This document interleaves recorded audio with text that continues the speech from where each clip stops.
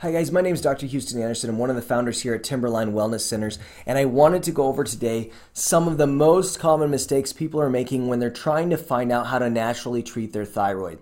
So when you're looking at natural thyroid treatment, you want to consider a few things, and most of these things are so commonly misunderstood and mistested and misdiagnosed that most people are not getting the results that they've been looking for when looking for a natural physician or a natural practitioner that's going to help them treat their thyroid and feel better. So the number one mistake that most practitioners and patients are making is that we're getting the wrong lab test. So when you're getting the wrong lab test, you're going to get the wrong answers with regards to what you're trying to find out. So the number one mistake of getting the wrong lab test is that we're only running the TSH. When we only run the TSH, all that gives us is a basic understanding of whether pretty much you're going to die today or not. Most people are not going to die today. Most people are fatigued. Most people are tired. Most people are losing a little bit of hair. Most people feel cold all the time, or they have brittle nails. These are the things that most people suffer from. It's not truly a life-threatening condition. Now, the TSH is a critical marker to run, but it's just part of the test that we're going to run with the thyroid. And we'll get over that when we get to the next thing, because the two lab tests that we're missing are almost always reverse T3, which is really a gauge of how well your liver is dealing with your thyroid condition, or how well your liver is converting your inactive thyroid hormones into your active thyroid hormones. The next thing to consider that almost all of my patients are missing, even if they had been to an endocrinologist the day before or the month before, they've been working with a practitioner for a long time, most patients are missing what are called thyroid antibody tests. And these thyroid antibodies tests tell you one thing.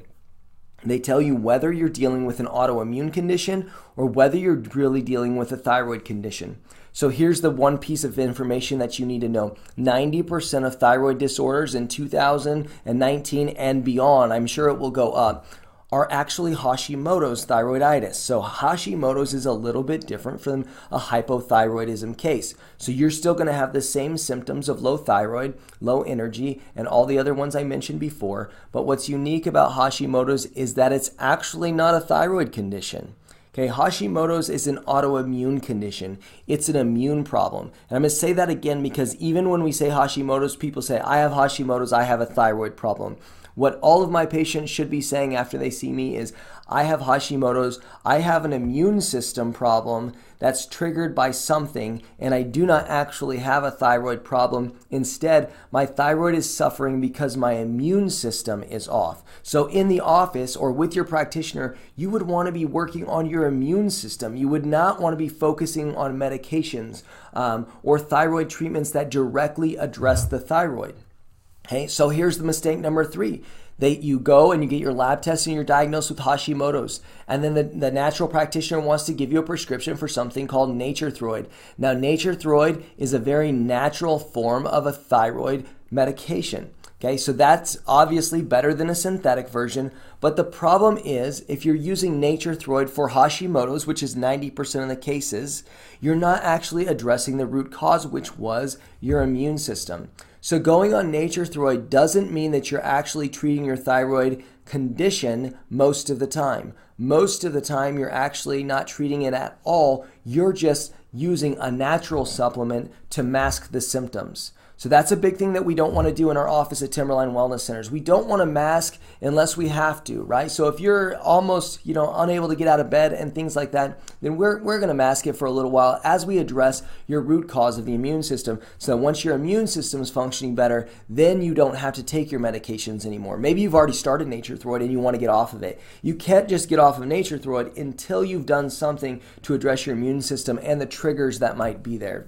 Okay, the number 4 mistake that I see super common is that people start bioidentical hormones. They still have a thyroid problem. They still have elevated antibodies on their thyroid test. And then all of a sudden, the doctor says, well, the thyroid prescription isn't working, so we're going to add bioidentical hormones. Super common to add estrogen, progesterone, testosterone. Those are the most common that people are adding, whether it's in a lozenge form, a troche form, a pill form, or whether it's also in a pellet form. These are all bioidentical hormones. hormones that sound natural because the word says bioidentical, right? It sounds like it's just like your body intended. The catch is, once again, if you have an immune disorder, then taking hormones doesn't address that immune disorder. It may help you feel better for a while, but here's the catch. When you actually start taking hormones like estrogen, progesterone, and testosterone, you actually decrease your thyroid function because your liver now has to metabolize more hormones. So when you're fighting for these things, and I have articles on this on our website, but long story short, when you add hormones to a thyroid picture, you actually slow